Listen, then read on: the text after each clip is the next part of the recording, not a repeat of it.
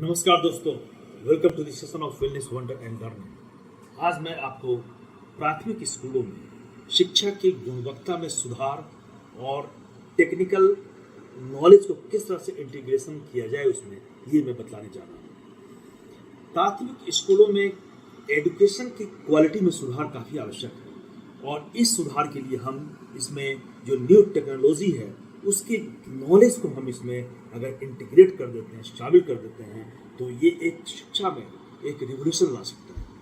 अभी सबसे जो आवश्यक चीज़ है क्वालिटी ऑफ एजुकेशन को सुधारना। जो बुनियादी शिक्षाएं हैं, जो पुरानी शिक्षा की विधि है, उनको चेंज करना और किस तरह से चेंज करके हम बच्चों में एक अच्छा ज्ञान उनमें दे सकते हैं, इसके बारे में मैं बात करूँगा। शिक्षा में सुधार के विभिन्न तरीके हैं, जिसमें नंबर 1 है इंटरेक्टिव लर्निंग और टूल्स का उपयोग। शिक्षा को अधिक इंटरेक्टिव बनाने के लिए स्मार्ट बोर्ड और टैबलेट्स का उपयोग काफ़ी आवश्यक है। इससे छात्रों को सीखने में रुचि बढ़ती है। वो इंटरेस्ट के साथ टैबलेट्स में और स्मार्ट बोर्ड में सीखने की कोशिश करते हैं।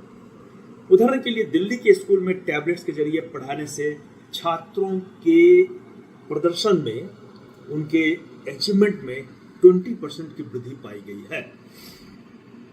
अब दूसरा है स्टेम शिक्षा को बढ़ावा देना। स्टेम शिक्षा क्या है? विज्ञान, तकनीकी, इंजीनियरिंग और गणित, यानी stem, science, technology, engineering and mathematics पर जोर देकर छात्रों के अंदर एक साइंटिफिक सोच को बढ़ावा देना और उनको ये ज्ञान देना कि किस तरह से हम किसी भी समस्या को साइंटिफिक तरीके से सुलझा सकते हैं, ये बहुत ही आवश्यक है। उदाहरण के लिए पुणे के एक स्कूल में रोबोटिक्स की क्लासेस शुरू की गई है। इस रोबोटिक्स के क्लास में छात्रों की तकनीकी समझ को बढ़ाने पर जोर दिया गया है और टेक्निकल ज्ञान उन्हें मिलता है, टेक्निकल नो हाउ मिलता है और वे समस्या को फिर वो टेक्निकल तरीके से सुलझाने की कोशिश करते हैं। भाषा विकास पर ध्यान देना। भाषा कौशल, डिफरेंट लैंग्वेज का स्किल जो है वो बहुत ही जरूरी है। इसमें इसको बढ़ावा देना है। पढ़ने के सत्र और कहानी सुनाने के कार्यक्रम में इसको इंक्लूड करना चाहिए।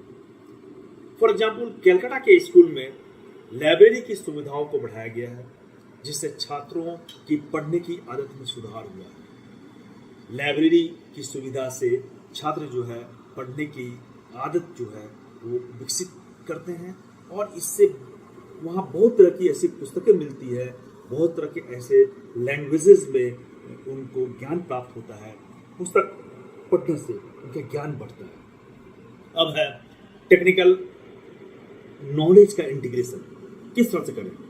डिजिटल लिटरेसी, छात्रों को डिजिटल इक्विपमेंट्स का उपयोग करने का ट्रेनिंग देना चाहिए, जैसे कि कंप्यूटर, सॉफ्टवेयर और इंटरनेट को किस तरह से यूज किया जाए और किस तरह से कंट्रोल्ड वे में यूज करके हम इससे अपने ज्ञान को बढ़ा सकते हैं, इसके बारे में भी उन्हें बताया जाना काफ़ी आवश्यक है। फॉर एग्जाम्पल, जयपुर के स्कूल में हर क्लास में, हर कक्षा में कंप्यूटर लैब स्थापित किया गया है। ये बहुत ही नया सोच है और इससे जो है बच्चों में ज्ञान जो है अंदर तक उन्हें मिल जाती है और नई जानकारी उन्हें प्राप्त होती है। Online learning platforms, online learning platforms जो है आज का जो लेटेस्ट टेक्नोलॉजी है।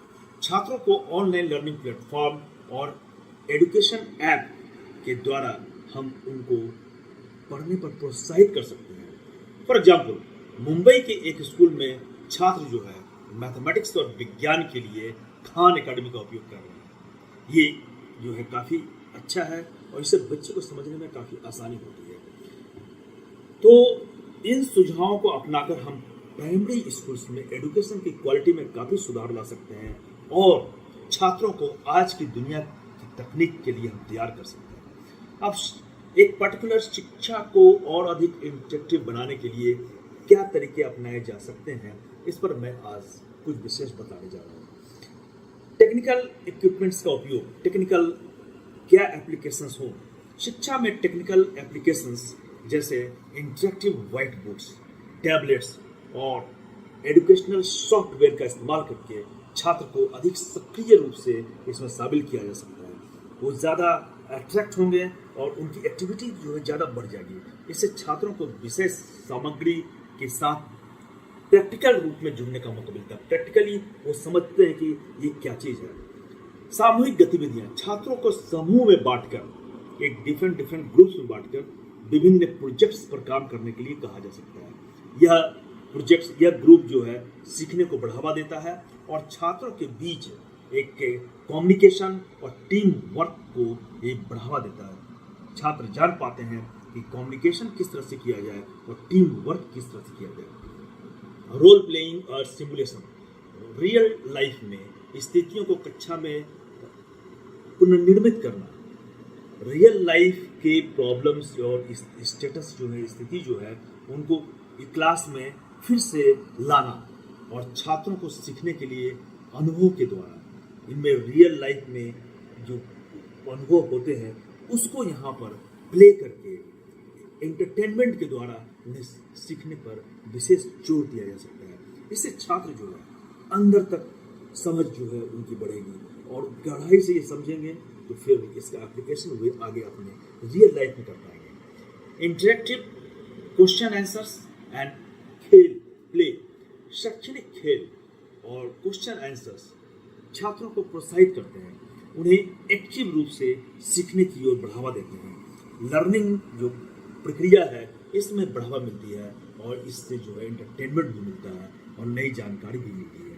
तो छात्रों को हम किस तरह से इंटरेक्टिव वे में हम इस लेटेस्ट टेक्नोलॉजी को उन्हें बतलाएं, यह बहुत ही आवश्यक है एंड बहुत ही आवश्यक है प्रैक्टिकल करके उन्हें समझाना। विज्ञान और गणित, मैथमेटिक्स के विषयों को एक हम एक्सपेरिमेंटल रूप से उन्हें समझा सकते हैं। किस तरह से हम इन्हें एक्सपेरिमेंट करके हम इन्हें समझाएं तो उन्हें बेहतर ढंग से समझने में मदद मिलती है। इन तकनीकों को अपनाकर शिक्षक अपने प्राइमरी स्कूल को शिक्षा के क्षेत्र में और अधिक इंटरेक्टिव और इंटरेस्टिंग बना सकते हैं, जिससे छात्रों को सीखने में रुचि मिलती है और उनकी एक्टिविटी बढ़ती है, उनमें पढ़ने के प्रति जागरूकता उत्पन्न होती है और उनमें सुधार धीरे धीरे देखने को मिलता है। ये बहुत ही आवश्यक है आज के इस नए टेक्नोलॉजिकल युग में हम इन सभी चीज़ों को शिक्षा में शामिल करें। धन्यवाद।